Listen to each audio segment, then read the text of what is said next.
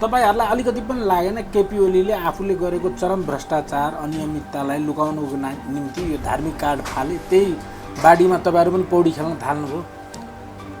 यसलाई अलिकति हामीले यो तपाईले भने जस्तो गरी हामीले त्यसरी बुझेका छैनौं। 61 सालमै हामीले सीतालाई विवाह गरेर अयोध्या लाने चलन थियो। रामलाई त्यो हिसाबमा ज्वाइँ भन्ने हाम्रो प्रचलन थियो। त्यसकै विरोध गर्नको लागि हामी त्यो समयमा जनकपुर पुगेका थियौँ। कुनै पनि देशलाई समाप्त पार्नको लागि उसको जाति, भाषा, धर्म, संस्कृति सम्पूर्ण अवस्थालाई अवयवलाई ध्वस्त बनाउनको लागि सबैभन्दा पहिला मिडियाबाजी गरिदो रहेछ। राम नेपालमा जन्मेका हुन् भन्ने कुरामा कुनै विवाद छैन।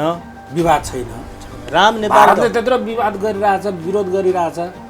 भारतको सर्वोच्च अदालतले पनि राम कहाँ जन्मेका हुन् भनेर प्रश्न पार्न सकेको छैन। जासुसी संस्थाका प्रमुखहरू नेपालमा छन्। कतै प्रधानमन्त्री र ती जासुसी संस्थाका प्रमुखहरू बीच डिलिङ भएर ओलीले आफ्नो चाहिँ समस्याहरू देखाउँदा चलो ये कार्ड खेल्लो अभी भनेर भएको पो हुन सक्छ कि अब त्यही खोलामा तपाईले पौडी खेल्न आड्नुभयो कि तपाईले कुरा बुझ्न पो सक्नु भएन कि भन्ने मेरो जिज्ञासा हो के। मलाई कस्तो लाग्छ भने यो रामको विषयमा ओलीलाई पहिले थाहा थियो, तर अहिले उनले संकटको घडीमा यहाँ त कस्तो छ भने उनले नि पटक पटक भने मलाई इन्डियाले लडाउन आँट्यो भनेर उनले भने। उनी मर्ने बेलामा आफूलाई सुधार गर्न चाहन्छन् अथवा आफूले गरेको गल्ती आत्मआलोचना गर्दै त्यो विरुद्ध चाहिँ एउटा आन्दोलन गर्न चाहन्छन् भन्ने कुराको संकेत हो यो। मर्ने बाँच्ने भन्दा पनि उनले अब जो गल्ती गरिसके त्यो अपराध हो। हिन्दू भनेको धर्म होइन, यो एउटा धर्मै होइन, यो संस्कार हो। हिन्दू भनेको धर्म भनेको हिन्दूलाई हामीले त सामाजिक शिक्षामा त्यो पाठ्यपुस्तकमा हिन्दू धर्म, इस्लाम हैन क्रिश्चियन यस्तो पढ्दै आयो, गलत पढेको रहेछ। हामीले पढ्न त राम पनि उतै जन्मेको अयोध्यामा भनेर पढ्दै आएका छौँ। राजनीतिका महानायकहरूले नै अभिनय राम्रो गर्न सकेनन् भनेर नै हामीले आज लुतो जस्तो फालेको हो। यिनीहरूलाई हामीले बहिष्कार गर्नुपर्छ बिस्तारै बिस्तारै भन्ने हाम्रो अभियान हो। सत्ता बचाउने फेरिस्तमै आधारित छैन यो धार्मिक कार्ड। सत्ता बचाउनकै लागि उनले यति भनिसकेपछि इन्डियाले चासो लिन्छ, त्यहाँ उनको पुतला जल्छ, इन्डिया रिसाउँछ। रिसाएपछि उनलाई आऊ तिमी यता आऊ न भनेर बोलाइदिन्छ। बोलाएपछि ल यसो गरौँ भनेर भनिदिन्छ। फेरि 2.5 वर्ष उनी प्रधानमन्त्री हुन्छ। यो इन्डियाकै डिजाइन हो। नेपाल राममै जन्मेको भन्ने कुरा बाहिर आइसकेपछि यत्रा युपीका मान्छे, इन्डियन मान्छेहरू जो जुधे बाबरी मस्जिदलाई हटाएर त्यहाँ राम मन्दिर बनाउने चाहिँ यो इस्युमा ती सबै अज्ञानी रहेछन् हैन त। अब यिनीहरू दिवा सपनामा रहेछन्। यिनीहरू त्यो पशुपतिमा पनि मन्दिर त हाम्रो हो, पुजारी चाहिँ भारतीय नै राख्नुपर्ने। त्यो त मल्ल समयदेखि चलिआएको प्रचलन हो। त्यसमा हामीले छलफल गर्न सक्छौँ। त्यो त्यस्तो विवादको विषय होइन। केपी ओलीलाई चाहिँ मेरो घरमा आयो भने उनलाई सम्मान गर्छु, नमस्ते गर्छु। अब मलाई त चिन्छन् पनि, सम्बन्ध पनि छ, कुमाई हामी हौँ। अब जाँदाखेरि चाहिँ नमस्ते नै गर्छु, तर उहाँलाई विरोध गर्छु उनको नीतिको, उनको प्रिन्सिपल सिद्धान्तको मात्रै विरोध गरेको हो।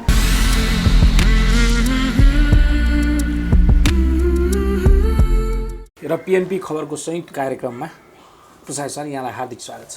धन्यवाद। पछिल्लो समय राम भगवानलाई लिएर विवाद आयो। उहाँ जन्मेको त अब धेरै वर्ष पहिले, तर अहिले जन्मेकाहरूले चाहिँ राम यहाँ जन्मेको उहाँ जन्मेको भनेर कुण्डली निकाल्न थाल्यो। यो कुण्डली चाहिँ सबै कहाँ कसरी आइपुग्यो त्यो कुण्डली? अब रामको विषयमा हामीले खोज अनुसन्धान गर्दाखेरि अलिकति पछाडि लाग्नुपर्ने हुन्छ। रामको वस्तुगत तथ्यलाई हामीले उनको जन्मको विषयलाई र उनको जीवन पद्धति, उनको वंशलाई हामीले हेर्ने हो भने एउटा रामायण या पुराणहरू नै छन्। रामायण चाहिँ अलिकति प्रमाण हो। उनी इक्ष्वाकु कुलमा जन्मिएका अजका नाति दशरथका छोरा 58औं पुस्तामा 58औं पुस्तामा उनी राजा भएको देखिन्छ। अब यसमा विवाद गर्नुपर्ने कुनै विषय जस्तो मलाई लाग्दैन, किनभने प्राचीन समयमा पुराणहरूले भनेका छन्, ग्रन्थहरूले हामीलाई बताएका छन् कि ऋषिमुनिहरूको तपोवन भनेको नेपाल हो। उनीहरू हिमालय पर्वतमा बस्थे, हिमालय पर्वतमा गएर त्यही छेउछाउका पाखा पखेराहरूमा त्यहाँको वातावरणमा उनीहरू रमाउँथे, चिन्तन मनन गर्थे, ध्यान गर्थे, त्यो एउटा प्रमाण भयो। र रामको जन्म लगभग 9323 वर्ष भनेर हामीले देखेका छौँ, पढेका छौँ। त्यो समयमा इन्डियामा त्यति बेला त एउटा महाभारतकालीन सभ्यता थियो। मान्छेहरू त्यो मरुभूमिमा तराईमा पनि बस्दैनथे, खोलाको किनारमा पहाड हिमालको छेउमा बस्ने हुँदाखेरि राम यतैतिर जन्मेका हुन् भन्ने हामीले यथेष्ट प्रमाणहरू छन्, त्यो भेट्न सक्छौँ। राजा जनकले आफ्नी छोरीको विवाह हो गर्दाखेरि धेरै राजकुमारहरूलाई डाके। हो त्यो डाक्ने क्रममा अयोध्याका हो राजकुमार राम चाहिँ आएर त्यहाँ विवाह गरेको कुरा छ, प्रसङ्ग छ। अब अयोध्याको राजकुमार न हो राम त, हो फेरि यो छोरीको राजकुमार कसरी बनाइदिनु भयो तपाईँहरूले? यसो थियो, त्यति बेलाको समय भनेको तपाईँले जनकपुर, जसलाई विदेह भनेर त्यति बेला भन्ने गर्थे, विदेह राज्य थियो। त्यहाँ चाहिँ जनक भनेको त एउटा व्यास भने जस्तो एउटा पद या इन्स्टिट्युसन, संस्था मात्रै हुन्। त्यहाँ शिरध्वज भन्ने जनक थिए। शिरध्वज जनक राजै थिएनन्, पद मात्रै थियो, त्यो एउटा सामान्य एउटा पदावली जस्तो। राजा चाहिँ राजा हुन्, तर जनक भनिसकेपछि उनको नाम चाहिँ शिरध्वज थियो। उनका छोरा कुशध्वज थिए भनेर हामी बुझ्दछौँ। राजा चाहिँ एउटा, जनक भनेको चाहिँ संस्था भयो। उनको छोरी चाहिँ अब पौराणिक कथामा चाहिँ सीताको जन्मको बारेमा त्यहाँ व्याख्या गरिएको छ। जनक शिरध्वज हुन्। शिरध्वजले चाहिँ उनको छोरी सीताको विवाह गर्ने सन्दर्भमा अयोध्याबाट मात्रै होइन, कैकेयबाट, त्यति बेला कैकेय भन्ने पनि राज्य थियो, लगायतका राज्यहरूबाट धेरै राजकुमारहरू चाहिँ त्यहाँ आएर धनुष भाँचेर, अर्थात् ताँदो चढाएर, जसले ताँदो चढाउन सक्छ उसलाई सीताको विवाह गरिदिने भनेर घोषणै गरिएको थियो।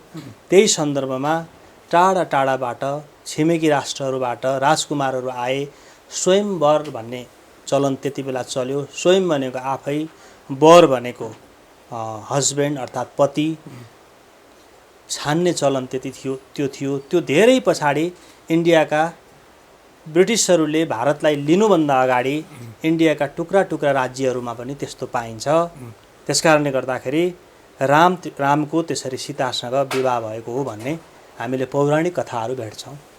पछिल्लो समय यो चिज चाहिँ प्रधानमन्त्री केपी ओलीले भनिसकेपछि तपाईँहरूले पनि त्यसमा लाल मोहर लाउने काम गर्नुभयो। हो, तपाईँहरूलाई अलिकति पनि लागेन केपी ओलीले आफूले गरेको चरम भ्रष्टाचार, अनियमिततालाई लुकाउनको निम्ति यो धार्मिक कार्ड फाले, त्यही बाढीमा तपाईँहरू पनि पौडी खेल्न थाल्नुभयो?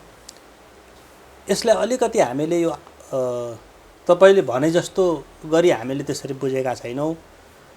61 सालमै हामीले सीतालाई विवाह गरेर अयोध्या लाने चलन थियो।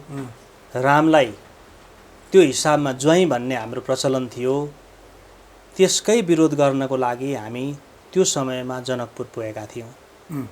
जनकपुरमा हाम्रो अभियान त्यहाँ पुग्दाखेरि प्रहरीहरूले हामीलाई लाठीचार्ज पनि गरेको थियो। तत्पश्चात हामीले सडकमा आएर रामलाई ज्वाइँ बनाएर, अर्थात् सीतालाई विवाह गरेर त्यसरी लान मिल्दैन, यो धार्मिक तथा सांस्कृतिक आक्रमण हो। इन्डियाको कुनै पनि देशलाई समाप्त पार्नको लागि उसको जाति, भाषा, धर्म, संस्कृति, सम्पूर्ण अवस्थालाई, अवयवलाई ध्वस्त बनाउनको लागि सबैभन्दा पहिला मिडियाबाजी गरिँदो रहेछ। त्यस पछाडि क्रमशः त्यसलाई बिस्तारै लान दिन मिल्दैन सीतालाई भनेर तपाईँहरू त्यो अभियानका लागि जानुभयो। तर स्वयं प्रधानमन्त्री केपी ओली नै मोदीसँग चाहिँ कुर्ता पैजामा लाएर चाहिँ त्यहाँ अनुमाउन जानु भएको थियो। त आउँदैछु, तपाईँले यस पछाडि उनको भ्रष्टाचारको विषयमा पनि कुरो उठाइहाल्नुभयो, सन्दर्भ जोडियो। त्यो लानु हुँदैन भनेर हामीले भन्यौँ।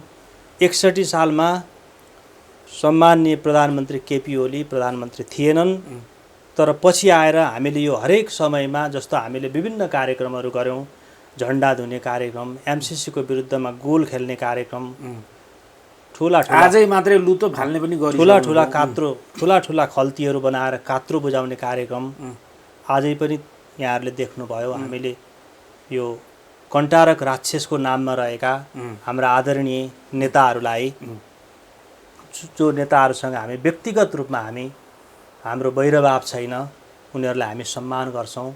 तर एउटा संस्थागत रूपमा या एउटा सिस्टमको रूपमा चाहिँ हेर्दाखेरि उनीहरूले राष्ट्रघात गरेका छन्। यो हुनु हुँदैन भन्ने हाम्रो एउटा मान्यता हो र हामीले यो गऱ्यौँ, यो गरिरहने नै छौँ। र 61 सालदेखि हाम्रो निरन्तर यात्रामा राम चाहिँ नेपालमै जन्मेका हुन्, सीता जनकपुरमा जन्मेकी हुन्। त्यसकारणले ज्वाइँ बनाएर नक्कली खडा गरिएको त्यो गङ्गादेखि उता युपीमा रहेको अयोध्या बनाएर त्यहाँ लानु हुँदैन भनेर हामीले विरोध गर्दै आएका छौँ। अनि यो लुम्बिनीसम्मको कुरा त बुझिन्छ। गौतम बुद्धको कुरामा भारतले चाहिँ हामीलाई सांस्कृतिक अतिक्रमण गर्यो।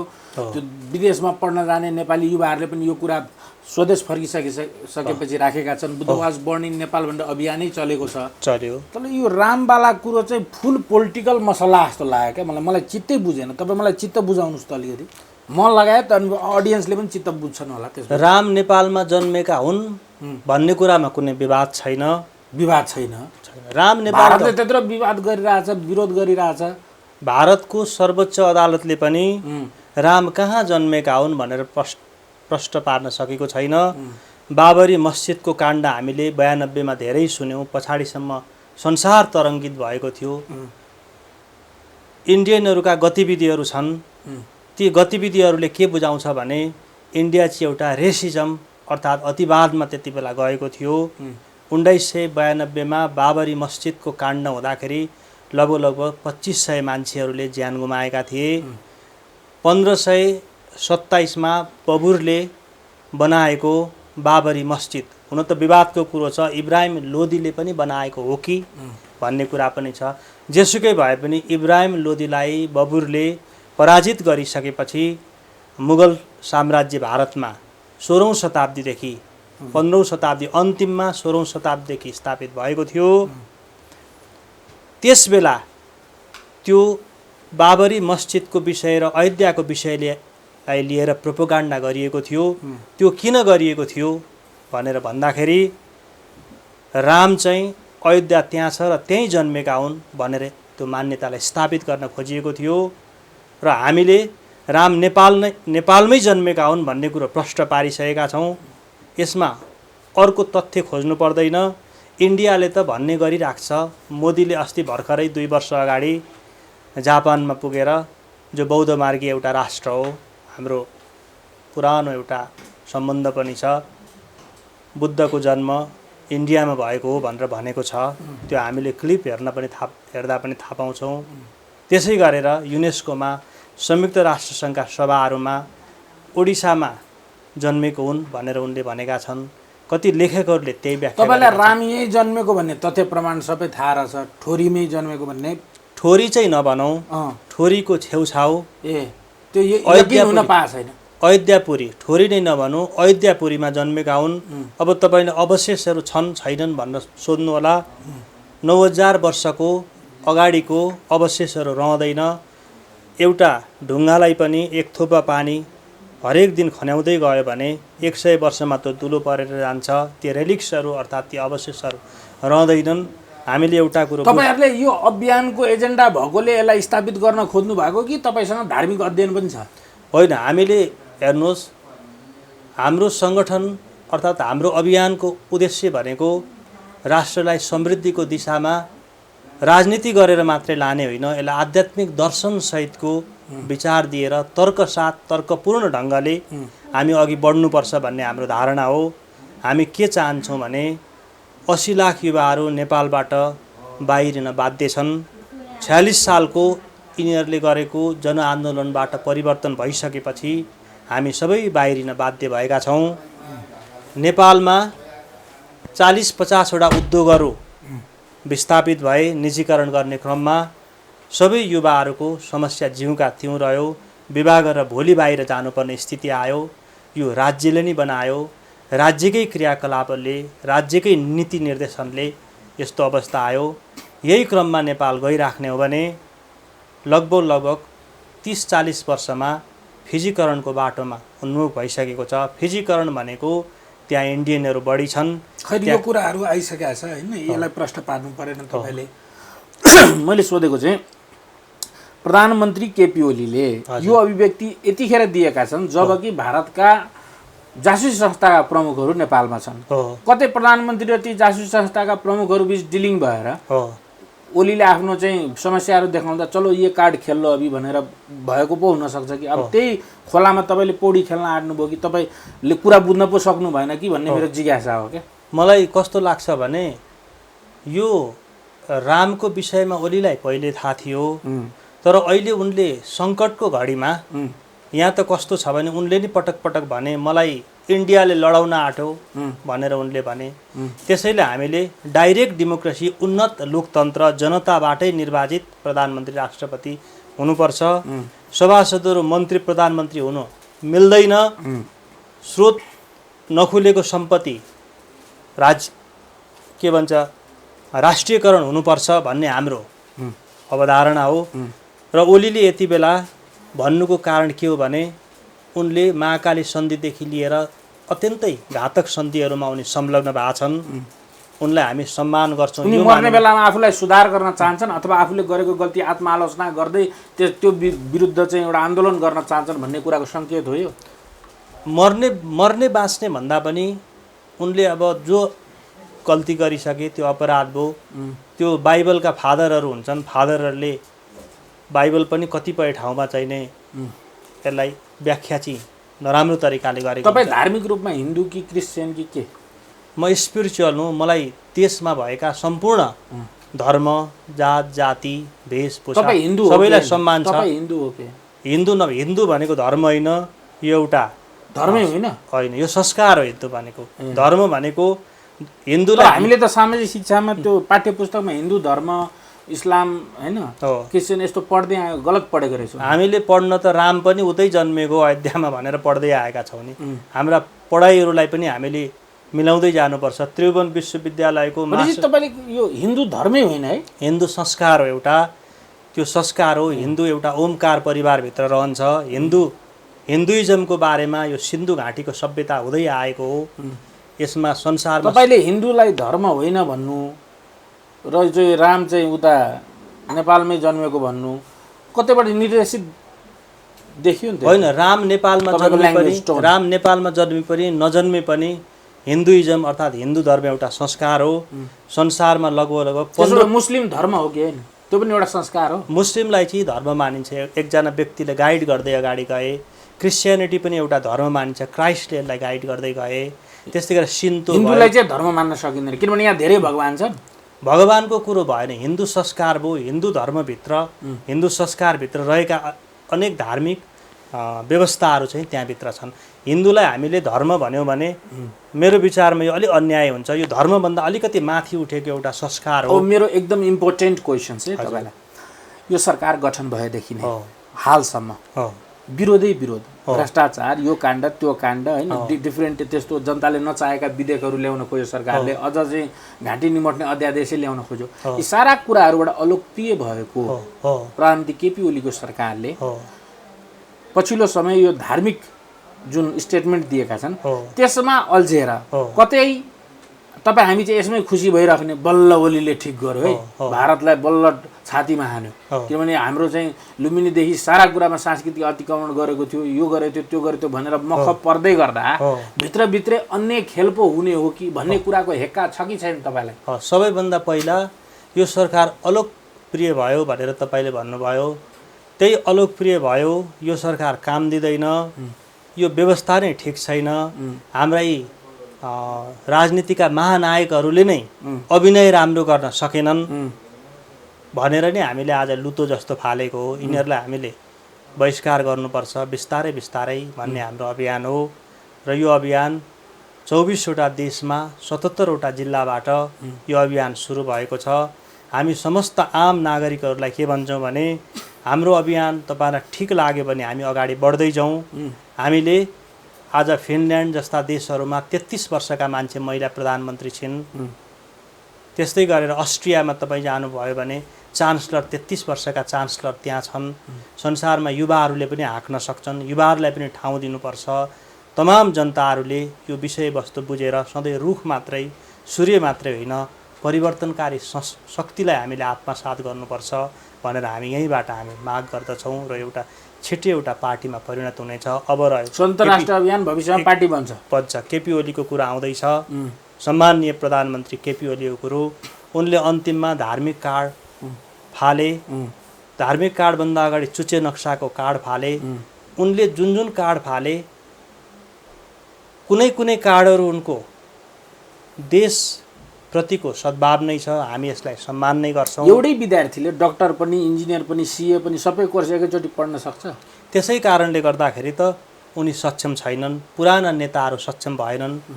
देश चलाउनको लागि, राष्ट्रको सारथी बन्नको लागि धेरै वर्ष जेल बसेर त्यो योग्यता प्राप्त हुनु हुँदैन। देश एउटा सिस्टममा जानुपर्छ। सिस्टममा गइसकेपछि दुबईका रेलहरू, इन्डियाका रेलहरू ड्राइभर बिनै चल्छन्। जहाज चलाउँदाखेरि पाइलटले फोन मात्रै गर्छ, त्यो कता गइराखेको चाहिँ हेर्दैन। सिस्टम भयो भने त्यो देश चल्छ।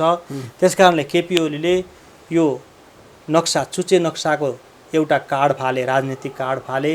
त्यो कार्डभन्दा अगाडि पद्मा अर्यालले यो हुँदै होइन भनेको थियो, नक्सा नै नेपालको होइन भनेको थियो। केपी ओली उहाँले पनि त भन्नुभएको थियो नि, यो मैले हामीले पढ्दाखेरिकै नक्सा होइन भन्नुभयो। बा कतै म टिक्न सकिहाल्छु कि भनेर उनले त्यो एउटा नक्सा बनाए। नक्सा पारित पनि गरे, विरोध पनि भयो। उनले लागू गर्न सक्दैनन्, यो हुन सक्दैन। तर हामी गइसकेपछि हामी माथि पुग्यौँ भने या हामीले एउटा निर्देशन गर्न सक्यौँ भने हामीले मात्रै यो गर्न सक्छौँ। किनभने भारतसँगको सम्बन्ध हामीले चाहिँ नि बराबरी स्तरमा गर्न सक्नुपर्छ।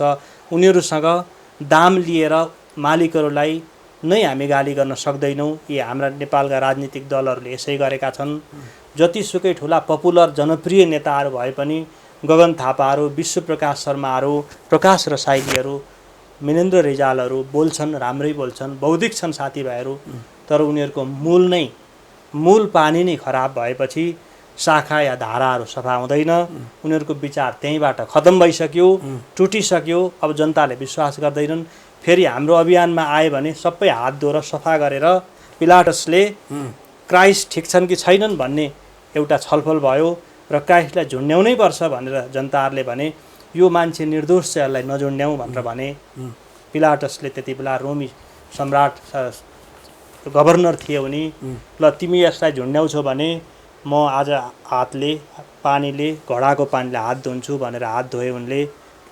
त्यसै गर भनेर भने। यी हाम्रा अहिले मैले भनेका तत्त नेताहरूले पनि हात धोएर हाम्रो समूहमा आएर हाम्रो सिस्टममा आए भने उनीहरूको पनि समृद्धि हुन्छ, राष्ट्रको पनि समृद्धि हुन्छ। राष्ट्रको समृद्धि भएपछि हामी सबैको समृद्धि हुन्छ। केपी ओलीले कार्ड फालेको राजनीतिक कार्ड त्यो केही हद ठिक थियो, त्यसलाई हामीले स्याल्युट गऱ्यौँ। र अहिले धार्मिक कार्ड उनले फाले, यो पनि ठिक छ। तर उनले सत्ता बचाउनको लागि अन्तिमसम्म प्रयास गरेका हुन्।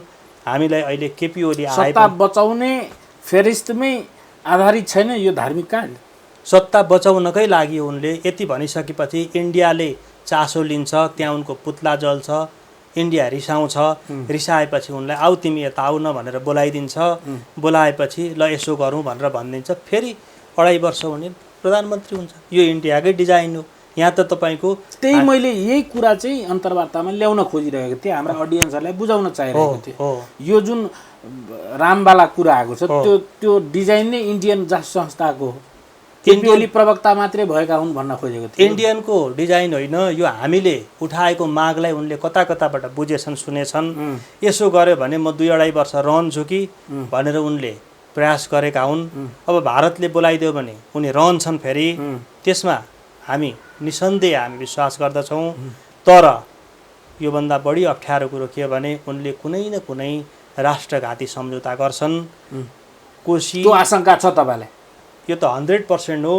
भारतले यिनलाई बोलाएर सम्झाएर यो उनको प्रधानमन्त्रीत्व 2.5 वर्ष लम्बियो भने यसमा कुनै शङ्का छैन। उनी राष्ट्रघाती सम्झौता गर्छन्। गरेनन् भने स्वतन्त्र राष्ट्रिय अभियानबाट कृष्ण परसाई यहाँबाट हात धोएर निस्किन्छ र तपाईँहरूसँग अन्तर्वार्ता पनि कहिले पनि दिँदैन। यो प्रष्ट हुनुहोस्। त्यसकारणले यो आफ्नो पद लम्ब्याउनको लागि अन्तिम होइन, अवस्था। एकछिन, हामी प्रत्येक दिन अन्तर्वार्ता गरिरहेका हुन्छौँ पोलिटिकल इस्युजमा। समाजमा भेटिएका थुप्रै विश्लेषकहरू केपी ओलीका भक्त भयो भने हो एक त 180 डिग्रीमा चेन्ज भयो सबै। हो कतै पेड पो हुन् कि यिनीहरू भनेर मैले पनि रिसर्च गरेँ। हो कि भन्ने दुर्गन्ध पनि आइरहेको छ। होइन, अब यसमा बहुमत अल्पमतको विषयमा भक्तको विषयमा नजाउँ। तपाईँले मोहमार होइन, विश्लेषकले मान्छेको अडियन्सको माइन्ड डाइभर्ट त गर्छ नि कमसेकम। यसमा यसो छ, मान्छेहरू कसरी परिचालित छन्, कसरी जान्छन्, कस्तो स्कुलिङ छ, कसरी सिकाइएको छ, यो एउटा विषयवस्तु हुन सक्ला छलफलको लागि। सद्दाम हुसेनले पनि राष्ट्रपतिको चुनावमा उसले 79% मत ल्याउँथ्यो। त्यसै गरेर मोहम्मद गद्दाफीले पनि, मोहम्मद गद्दाफी जो लिबियाको थियो, उसले पनि 79% मत ल्यायो। उसले पनि सधैँ ल्याउँथ्यो। माइकल ओबेटेलाई खेदेर एउटा इदी अमिन भन्ने एउटा मान्छे थियो युगान्डामा, अलि इतिहास पनि हामीले हेर्दा पाउँछौँ। इदी अमिन बक्सर, उसलाई त तानाशाह भनेर चित्रित गरिएको छ, मान्छेकै मासु खाने भनिएको छ इदी अमिन। तानाशाह हो, तर तानाशाह हुँदा पनि उनको फ्रिजमा मान्छेको शरीरै भेटियो भन्ने खालको तथ्य चाहिँ न्युजमा आएको छ। भेटियो। ऊ 7 फिट अग्लो मान्छे थियो, 180 केजीको मान्छे थियो, हेर्दै डरलाग्दो बलियो थियो, बक्सर च्याम्पियन थियो। उसले एउटा चाहिँ नि के भन्छ चाहिँ मिल्टन ओबेटे उहाँ पुगिरहेको थियो, सिङ्गापुर पुगिरहेको थियो, त्यहीँ अपदस्थ गरेर सैनिक शासन सुरु गर्यो। कसैलाई बोल्न दिएन। केही वर्ष 82 सम्मको कुरो त अनि धेरै टाढाको कुरो। केही वर्ष शासन गरो, राष्ट्रपतिको चुनाव पनि गरो, 98% ल्यायो। सबैले उसलाई मन पराएर त्यसको छेउमा अर्को एउटा राज्य थियो, त्यो राज्यले चाहिँ उसलाई ठोकेर खेदाएपछि ऊ पछि आएर साउदी अरेबियामा गएर बस्यो। 12-13 वर्ष बस्यो, त्यहीँ मऱ्यो। भन्नुको मतलब सद्दाम हुसेनले पनि बहुमत ल्याएको हो, मोहम्मद गयुमले पनि बहुमत ल्याएको थियो मालदिप्समा त्यति बेला। त्यस्तै गरेर कर्णेल गद्दाफीले पनि 27 वर्षमा ऊ आफूलाई राष्ट्रपति पनि प्रधानमन्त्री पनि भन्दैन थियो, ऊ खालि कर्णेल मात्रै भन्थ्यो। मत चाहिँ ल्याएकोले गर्थ्यो, कुटिराख्थ्यो। त्यस कारणले केपी ओलीको पनि अहिले मत चाहिँ बढी नै होला। उनले 39,000 मत ल्याएको हुन् नि त झापाबाट, 39,000 मत छ। अब यो सबै इदी अमिन र गद्दाफीको स्ट्रक्चरमै हिँडिरहेका छन् ओली भन्ने तपाईँको निचोड होइन। अहिले अब आधुनिक मानवाधिकारका विषय भए, कानुनी राज्य भयो, विश्व परिवेशमा अहिले धेरै समय फड्को मारिसकेको हुँदाखेरि केपी शर्मा ओलीले हामी जस्ता आन्दोलनकारीहरूलाई जो एउटा राष्ट्रियताको पथमा मार्गमा हामी हिँड्छौँ, एमसिसी चाहिँदैन, यो राष्ट्रघात गर्न पाइँदैन भन्ने यो विषय लिने मान्छेलाई हामीले अहिले टाउकामा पुलिसहरू लगाएर कुट्दै हामीलाई हिरासतसम्म चाहिँ हाल्न सक्छन्। धेरै सके उनले मुद्दासम्म लगाउन सक्छन् 8-9 वर्ष। तर उनले आफूले के बुझेको छैन भने उनले 36 सालको आन्दोलनमा घरमा खाना खाएर बसिराखेका मान्छेलाई खुकुरीले काट्दै उनी जेल बसेका हुन्। उनी लगायतको एउटा आन्दोलन आएको हो, हामीलाई थाहा छँदैछ। 14 वर्षसम्म उनी जेल बसे। उनी जत्तिकै कठोर वीरेन्द्र थिए भने त उनलाई पनि मारिदिन्थे होला, तर वीरेन्द्रहरू अलिक कम कठोर रहेछन् त्यति बेला, जेल मात्रै हाले। त्यो उनले त्यो प्रपञ्च गर्दैछन्। मिल्न सक्ने हो भने त यिनीहरूले सबैले मारि नै दिन्छन्, तर अलिक संसारले पनि हेर्छ, यिनीहरूलाई लाज पनि लाग्छ होला अलिअलि। यिनीहरूले गद्दार म्याथमेटिक्समा सर फिनिट सेट र इन्फिनिट सेट भन्ने हुन्छ नि हो।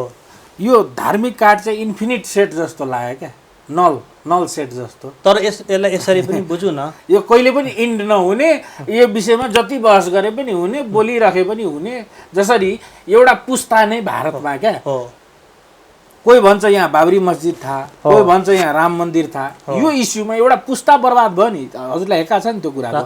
बिजेपीको एउटा टिमै बर्बाद भयो नि त्यसमा, आडवाणी टिम। अहिलेसम्म त्यसको के भन्छ हाजिरी दिँदैछन् उनी अदालतहरू। सर अझै पनि छ, ठिक छ। त यसमा यो यस्तो विषयवस्तु आइदियो कि एकैचोटि काठ फाले पुग्ने होइन, अब फेरि फालिराख्न नपर्ने। अब यसैमा चाहिँ 2-2.5 वर्ष तपाईँले भनेको समय सीमा कट्ने भनेपछि त यो कुरालाई उजागर गर्नु अथवा यसको आडमा जे हुन खोजिरहेको छ त्यसप्रति जनतालाई बुझाउनु पनि त तपाईँहरू जस्तो अभियन्ताहरूको त कर्तव्य हो। हामीले बुझाएको छौँ, हाम्रा अवधारणाहरू छन्।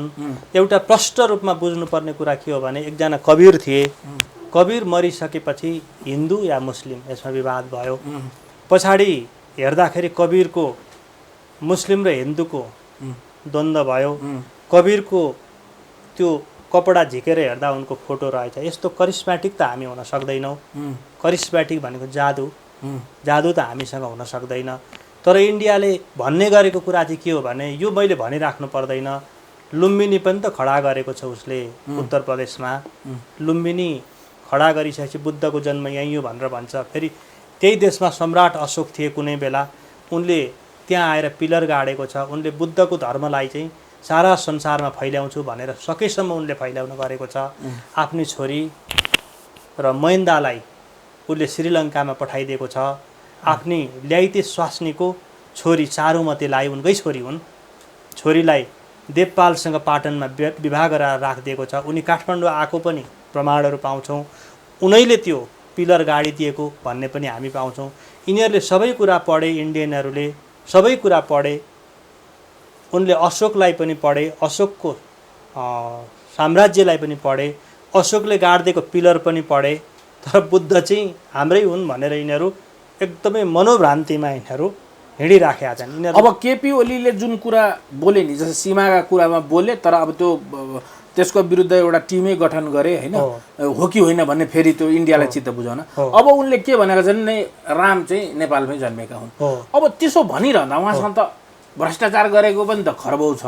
अब यता सरकारसँग पनि बजेट छँदैछ, त्यो जहाँ उहाँले जन्मेको हुन् भन्दै हुनुहुन्छ, त्यसलाई तुरुन्त राम मन्दिर निर्माण गरेर त्यसलाई चाहिँ पर्यटनको हब बनाइदिए त राष्ट्रियताको लागि त्योभन्दा ठुलो उपहार के हुने थियो? उनी बार्गेनिङ गर्दैछन् इन्डियासँग, त्यसको निम्ति गरेको मात्रै बार्गेनिङ गर्दैछन्। हाम्रो राष्ट्रको निम्ति, हाम्रो संस्कृति रक्षाको निम्ति त उनले बोलेका होइनन्। यदि हो भने त अब हप्ता 10 दिनभित्र त्यहाँ चाहिँ कार्यक्रम थालिहाल्नु पर्यो नि त, मन्दिर बनाउनु थालिहाल्नु पर्यो। एकदमै पर्छ, तब न त्यो पर्यटनको हब हुन्छ, तब न विदेशी त्यहाँ आउने भयो। अब त्यसमा के छ भने बजेट छुट्याएर हामी अगाडि बढ्नु हो भने सक्छौँ।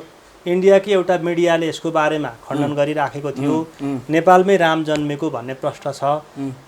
अब एक दुईवटा यसमा बुदागत रूपमा जाउँ भनेपछि एउटा कुरो, अब आज आएर नेपाल राममै जन्मेको भन्ने कुरा बाहिर आइसकेपछि यत्रा युपीका मान्छे, इन्डियन मान्छेहरू जो जुधे बाबरी मस्जिदलाई हटाएर त्यहाँ राम मन्दिर बनाउने चाहिँ यो इस्युमा, ती सबै अज्ञानी रहेछन् होइन त। अब यिनीहरू दिवा सपनामा रहेछन् यिनीहरूले अब वास्तविक कुरो, अब त्यत्रो मुसलमानलाई कुटे, बेकार कुट्याएर छन्। अब लास्टमा त लाल पूर्जा त हाम्रो नाममा पो रहेछ त रामको, होइन? यथार्थ कुरो यिनीहरूले बुझेनन्। एउटा वैज्ञानिक थियो अरे पहिला, त्यो वैज्ञानिक चाहिँ अब न्युटनकै नाम हो। न्युटन कस्तो थियो अरे भने, सुरुमा औँठी खस्यो भने उनी पिलर जहाँ छ त्यहाँ बत्ती बलेछ त्यहाँ चाहिँ खोज्थे अरे। औँठी चाहिँ कोठामा खसेको हुन्थ्यो, कोठामा चाहिँ उनी बत्ती बालेर खोज्दैन थिए अरे सुरुमा। पिलरमा गएर खोजेपछि कसरी औँठी भेटिन्छ, त्यस्तै त्यहाँ इन्डियन जनताहरू पनि यिनीहरूलाई जुदाइदिएपछि एउटा मान्यता स्थापित भयो नि त। मान्यता मारेर 2-4 हजार, इन्डिया भनेको संसारमा 18% जनसङ्ख्या बोकेको एउटा मुलुक हो। हेर्नुहोस् है त, इन्डियाको जति जनसङ्ख्या चाहिँ सम्पूर्ण अमेरिकामा पनि छैन, साउथ अमेरिकामा पनि छैन, युरोपमा पनि छैन, अस्ट्रेलिया कहीँ छँदै छैन। त्यत्रो जनसङ्ख्या भन्दा बढी चाइनामा मात्रै छ। एउटा देश चाइना भयो। इन्डियाले अब 10 वर्षमा चाइनालाई पनि जित्छ, त्यसको रेसियो हेर्दाखेरि। अब यसमा हामी नजाउँ, त्यहाँ 2-4 लाख मान्छे मर्दाखेरि उनलाई केही हुँदैन। 2025 मारिदियो, बाबरी मस्जिद भनेर काण्ड देखाइदियो, त्यो भएपछि मरे, यही हो अयोध्या भन्यो। यो पहिला थिएन नि। तपाईँको सीतालाई विवाह गरेर लाने चलन पनि त कहाँ पहिला थियो त? पहिला थिएन, होइन? यिनीहरूले यो पछाडि यो, किनभने स्वागत नेपालजीसँग म स्वयं जनकपुर गएको छु र यो चाहिँ सीतालाई अन्माउने कार्यक्रम चाहिँ बन्द हुनुपर्छ भन्ने रिपोर्टिङ गर्न म स्वयं जनकपुर पुगेको छु। तपाईँलाई थाहा छ त त्यति बेला हामीलाई कति विभेद गरिएको थियो? त्यो मलाई पुरै म त सँगै छु, मलाई के थाहा नहुनु। तर यो आयो कहिलेदेखि तपाईँ भन्नुहोस्? त्यो पहिला थिएन भने कति वर्ष यतादेखि चाहिँ आयो? यो ब्रिटिसहरूले गरेनन् यसो। इन्डिया आयो 47मा, इन्डिया आइसकेपछि यो अलिकति हरुवा गोरुको छेरुवा ताल भने जस्तो इन्डिया चाहिँ कसो गरेर यो आफ्नो एजेन्डालाई चाहिँ स्थापित गर्न चाहन्छ। कहिले बुद्ध भन्छ, कहिले उदित नारायण। तर जनकपुरको महन्त, जानकी मन्दिरको महन्तले नै ओलीका दिमाग खराब हो गया भनेर भनेका छन्। होइन, अब तिनीहरू कहाँबाट परिचालित छन् त्यो कुरो बुझ्नुपर्छ। ओलीको दिमाग खराब छ भनेर त बाबुरामले पनि भन्छन्, गगन थापाले पनि भन्छन्, मिनेन्द्र रिजालले पनि भन्छन्। यहाँ सबैले उनको दिमाग त खराबै छ भनेर भन्छन्, हामी पनि खराबै छ भन्छौँ। तर जस्तै पशुपतिमा पनि मन्दिर त हाम्रो हो, पुजारी चाहिँ भारतीय नै राख्नुपर्ने। त्यो त मल्ल समयदेखि चलिआएको प्रचलन हो। त्यसमा हामीले छलफल गर्न सक्छौँ। त्यो त्यस्तो विवादको विषय होइन। यो विवादले गर्दा खैर एकजनाको सत्तै ढलेको थियो कुनै बेला होइन, माओवादी धेरै ठुलो विवादमा आएको थियो पुजारी परिवर्तनको कुरा। त्यति बेलाको माओवादीको डाक्टर दाहाललाई राख्ने उनीहरूको निर्णय तिनीहरूको ठिक थियो, त्यसलाई त हामीले स्यालुट गरेको छौँ। हामीले एउटा कुरो प्रष्ट रूपमा के बुझ्नुपर्छ भने बिरालो कालो होस् या सेतो होस् त्यसले मुसा मार्न सक्नुपर्छ। मुसा मार्न सकेन भने त्यो बिरालोलाई चाहिँ खेदाउनुपर्छ। त्यस कारणले गर्दा पशुपतिको विषय हो, यो धार्मिक विषय हो, यसलाई प्रशस्त बहस गरौँला। यहाँ नेपाली बाहुन राखेको भएदेखि नेपालीहरू भएको भए त समग्रमा तपाईँसँगको संवादमा कुरा के आयो भनेदेखि मैले जे अपेक्षा गरेको थिएँ त्यही आयो। जिस्टमा म आफैले भन्न चाहन्छु राम नेपालमै जन्मेका हुन् म भन्दै, तर यो कुरा केपी ओलीले किन भने भनेदेखि उनीले चाहिँ पोलिटिक्स गर्नु थियो, सत्ता टिकाउनु छ उनलाई। यो सबै तपाईँको हेर्दै जानुहोस्, इतिहासका गहिरा पानाहरूमा अध्ययन गर्दै जाउँ। सत्ता टिकाउनको लागि अनेक गरेका छन्। अब हामीसँग समय छैन। अब यसमा यो पर्साईले के भन्यो भनेर यहाँ कमेन्टमा पनि मनपरी गाली गर्ने छन्। यो केपी ओलीको झोले पनि भनिहाल्लान्, मलाई थाहा छ। तर घर झापा त होइन नि, मेरो झापै हो, उनी मेरो छिमेकी हुन्। केपी ओलीको सैद्धान्तिक उनको सैद्धान्तिक विचारमा म सहमति छैन। केपी ओलीलाई चाहिँ मेरो घरमा आयो भने उनलाई सम्मान गर्छु, नमस्ते गर्छु। अब मलाई त चिन्छन् पनि, सम्बन्ध पनि छ, कुमाई हामी हौँ। अब जाँदाखेरि चाहिँ नमस्ते नै गर्छु, तर उहाँलाई विरोध गर्छु उनको नीतिको, उनको प्रिन्सिपल सिद्धान्तको मात्रै विरोध गरेको हो। एकै दिनमा अयोध्याबाट जनकपुरमा जन्ती लिएर पुगेको छन्। त्यो अहिलेको अयोध्याबाट त्यहाँ भनेको 540 किलोमिटर छ। त्यहाँ त्यो रथमा चढेर सम्भव छैन। एकै दिनमा कसरी जन्ती पुगे, जनकपुरबाट अयोध्या कहाँ थियो भन्ने कुरो सोझै अनुमान। डिलक्स बसमा आउँछ नि आजभोलि जन्ती त, आजभोलिको कुरो होइन। त्यति बेला राम जाँदाखेरि, रामले सीतालाई लिन जाँदाखेरि बडो बाजा गाजा सहित उनी रथमा चढेर एकै दिनमा पुगेका थिए। सीतालाई रावणले हरेर ल्याइसकेपछि दरबारमा रावणलाई पराजित गरिसकेर राम दरबारमा आइसकेपछि उनलाई उत्तरतिरका वशिष्ठहरू, अंगिरा ऋषिहरू, सम्पूर्ण सप्त ऋषिहरू उत्तरतिरबाट आए भनेर रामायणमा उल्लेख गरिएको छ। सीतालाई जनदबाब पछाडि रामको आदर्शतालाई मान्यता राख्दै हामीले धार्मिक रूपमा सीतालाई कतै राखौँ भन्ने जनताको इच्छा हुँदा रामले सीतालाई वाल्मीकि आश्रममा पुर्याउन गरे। त्यो लक्ष्मणलाई उनले भने रामलाई शुभकामना दिनको लागि सप्तर्षिहरू उत्तरबाट आए भनेर लेखिएको छ। अब यसको धेरै लामो यसमा पनि व्याख्यामा नजाउँ। र लक्ष्मणले सीतालाई रथमा हालेर वाल्मीकि आश्रममा पुर्याएर भोलिपल्ट फर्केका छन्। यो छोटो डिस्टेन्स, छोटो दूरीमा उनले पुर्याएर आएका छन्। र अहिले देखिएका अयोध्यापुरी लगायत वाल्मीकि आश्रमहरू, सीताकुण्डहरू त्यो सम्पूर्ण त्यहीँ छ। हामीले यसलाई अयोध्यापुरीमा छ, सबै छ, सबै त्यहाँ एउटा आश्रमै छ। उनी बसेको सबै तथ्य सहित त्यहाँ हामी देख्दछौँ। सबै काठमाडौँबाट अब अयोध्यापुरीको दूरी कति होला त? अयोध्यापुरी भनेको चितवन भयो। चितवन सिधै एयर डिस्टेन्समा जाने हो भने यहाँबाट लगभग त्यही 70-75 किलोमिटर होला। यताबाट जाँदाखेरि मुगलिङदेखि गर्दाखेरि 130-140 किलोमिटर, 140 किलोमिटर ठ्याक्कै छ। भनेपछि हामीले अर्को कुरा के पनि बुझ्न सक्छौँ भने ब्यास नेपालको होइनन् होला भनेर कसैले तर्क गरे भने, कुतर्क गरे भने यसको उत्तर के छ भने आज पनि ब्यास छन्। 100 वर्ष पछाडि पनि त्यो ब्यास गुफा ब्यास नै हुन्छ। 1000 वर्ष पछाडि पनि ब्यास गुफा ब्यासै हुन्छ, त्यहाँ अर्को नाम हुँदैन। 10,000 वर्षपछि पनि ब्यास गुफा ब्यासै हुन्छ, मान्छे त रहलान्। 10,000 वर्ष अगाडि कहाँ ब्यास गुफा थियो भनेर त्यति बेलाका हाम्रा सन्ततिहरूले सोधे भने यो प्रश्न कन्फ्युजन हुनसक्छ। त्यस कारणले ब्यास गुफा त्यति बेला पनि थियो, यो सत्य हो। र ब्यास त्यहाँ थिएनन् भने ब्राजिलमा थिए भन्ने प्रश्न आउँछ। ब्राजिल, चिली, अर्जेन्टिनामा उनीहरू पुगेका थिएनन्। अब अर्जेन्टिनामा पुगे राम भनेर कसैले त्यो मान्यता स्थापित गर्न सक्यो भने त्यो त मानिँदैन। त्यस कारणले गर्दा हामीले के तथ्य हो भनेर भन्दाखेरि राम चाहिँ थिए, राम र सीताको विवाह हो भन्ने रामायण चाहिँ मान्ने हामीले। र एकै दिनमा जन्ती पुगे, एकै दिनमा सीतालाई वाल्मीकि आश्रममा लक्ष्मणले पुर्याइदिए। त्यस कारणले गर्दाखेरि त्यो चाहिँ होइन भनेर। ठिक छ सर, अब हामी आगामी दिनमा तपाईँसँग अयोध्यापुरी गएर स्थलगत रिपोर्टिङ पनि गरौँला। हुन्छ, म यो संवादका लागि धेरै धेरै धन्यवाद। यसको लागि मैले विस्तृत अध्ययन पनि गरेको छ, यहाँहरूलाई म बुझाउँला। र धन्यवाद यहाँहरूलाई।